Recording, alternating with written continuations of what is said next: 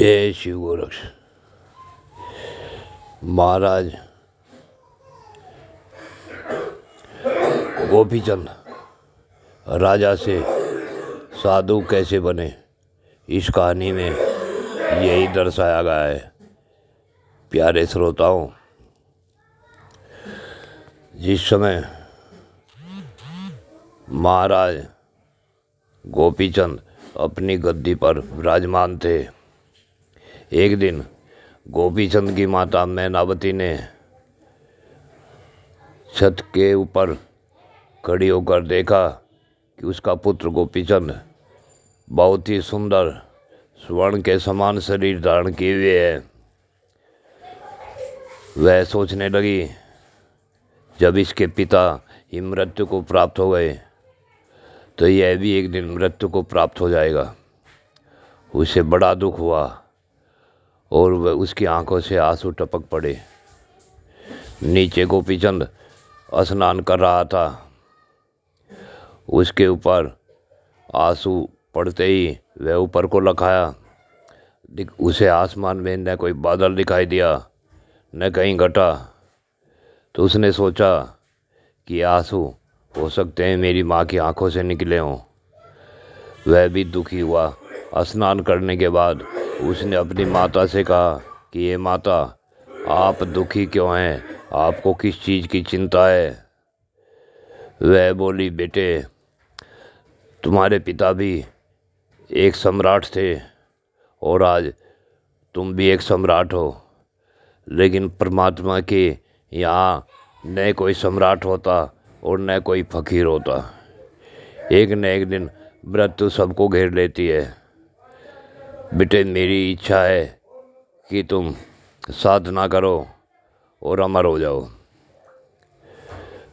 इस प्रकार से अपनी माता के वचन सुनने के पश्चात गोपीचंद अपनी माता को धीरज रखने के लिए हंसा और बोला कि माता, जैसी तुम्हारी इच्छा होगी वैसा ही हो जाएगा, परंतु जब आज तक कोई अमर हुआ ही नहीं तो मैं ही कैसे अमर हो सकता हूँ।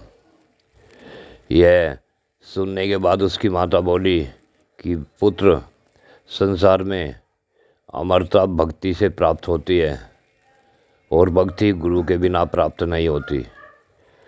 खैर, कोई बात नहीं, मेरे गुरु जालंधर नाथ जी हैं, जिनके लिए हमने बाग में कमरे भी बना रखे हैं। अब की बार जब वो आएंगे तो तुम्हें उनसे मिलवाऊंगी। यह सोचते हुए रानी चुप हो गई। कुछ समय चलता रहा। एक दिन गुरु मच्छिंद्रनाथ जी तथा गुरु जालंधर नाथ जी, जो कि दोनों गुरु भाई थे, दोनों मैनावती के राज में आ गए और आकर उन्होंने बाग में अपना डेरा जमा लिया।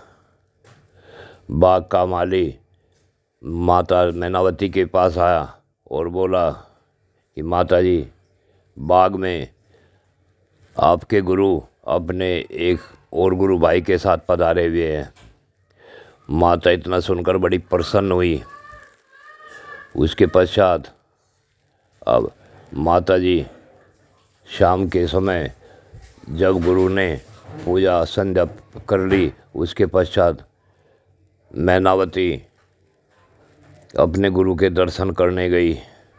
वहाँ उन्होंने अपने गुरु के समान तेजस्वी गुरु मच्छिंद्रनाथ जी को भी देखा और उन्होंने दोनों के चरण स्पर्श किए। कुछ समय वहाँ व्यतीत करने के बाद सत्संग सुनने के पश्चात माता अपने महल में आ गई, परंतु गोपीचंद की पटरानी को जब से इस बात का पता लगा था कि तुम्हारे पति को तुम्हारी सास योग दिलवाएगी तो वह बड़ी दुखी थी। उसने सोचा कि क्यों न जो है ऐसा कार्य किया जाए जिससे कि मेरे पति साधु न बने। यह सोचते हुए उसने विचार लगाया कि आज सास अपने गुरु के पास गई है, ज़रूर कोई न कोई इस प्रकार की बात करेगी जिससे कि मेरे पति यहाँ नहीं रह पाएंगे। महाराज गोपीचंद के 12 कन्याएं थी, 16 रानियां थी, परंतु उनके यहाँ कोई पुत्र रत्न नहीं था। उसके पश्चात भी माता को तो अपने पुत्र की अमरता की चिंता थी कि मेरा पुत्र अमर हो जाए, परंतु रानियां इस बात से अनभिज्ञ थी। तथा पटरानी ने विचार किया और अपने पति को अपने पास बुलाया और बोले, देखो तुम्हारी माताजी पथभ्रष्ट है, वह साधुओं के पास रात्रि में गई हुई है। रात्रि में औरत का किसी साधु के पास जाने का क्या मतलब हो सकता है।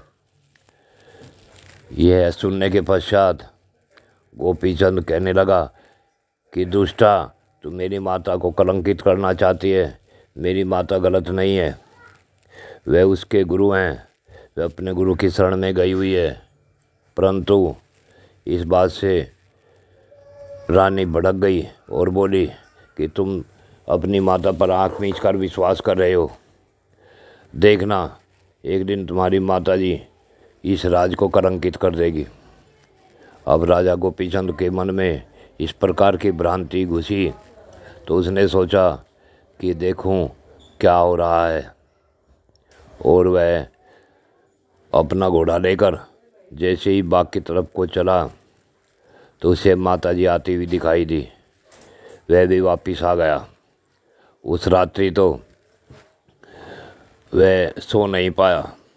अगले दिन रात्रि के समय जिस समय माताजी अपने गुरु के पास गई तो वहाँ धीरे धीरे महाराज गोपीचंद ने एक अपने गुप्तचर को अपनी माता की वास्तु स्थिति देखने के लिए उसके पीछे पीछे भेज दिया। अब वह गुप्तचर जिस समय माता वहाँ से वापस आई, वह गुप्तचर महल में आया, परंतु उसे पटरानी मिल गई। पटरानी ने गुप्तचर से पूछा कि तुम कहाँ गए थे। गुप्तचर ने राजा की अवस्था को समझते हुए रानी से बता दिया कि महाराज की आज्ञा से मैं माता मैनावती की पीछे पीछे देखने गया था कि माताजी वहाँ क्या करती हैं। लेकिन वहाँ तो माताजी अपने गुरु से सत्संग सुनती हैं। वह बोले, तुम्हें ये नहीं बताना, तुम्हें राजा से कहना कि वह वहाँ रंगरेलियाँ मनाती है, और जो तुम्हें इनाम चाहिए वही इनाम मैं तुम्हें दूंगी। इतने सुनकर गुप्तचर ने सोचा कि यह तो अन्याय हो जाएगा, परंतु पटरानी के दबाव में गुप्तचर ने स्वीकार कर लिया और उसने अगले दिन महाराज गोपीचंद से बता दिया कि आपकी माताजी अपने गुरु के साथ रंगरेलियाँ मनाती है। अब तो गोपीचंद को क्रोध आ गया और उसने सोचा कि मैं उस साधु को ही हटा दूंगा रास्ते से। यह सोचकर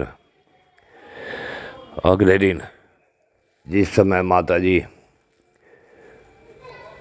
अपने गुरु के पास गई तो वह राजा घोड़े पर बैठकर रात्रि में धीरे धीरे अपने घोड़े को लेकर बाग में पहुंच गया।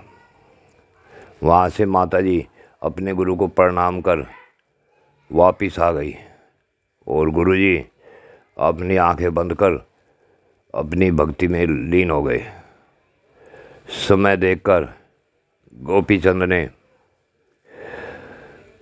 अपनी माता के गुरु जालंधर नाथ जी को बैठे हुए को उठाकर कुएं में डाल दिया और वहाँ अपने सिपाहियों को बुलाकर जो एक तरफ लीद इकट्ठी हो रही थी घोड़ों की, उस लीद को उस कुएं में के ऊपर डाल दिया। वह कुआं लीद से ऊपर तक भर गया। प्यारे भक्तों, इससे आगे का भाग कल आपको सुनाया जाएगा, परंतु समझो कि संसार में क्या क्या होता है। जय शिव गोरक्ष।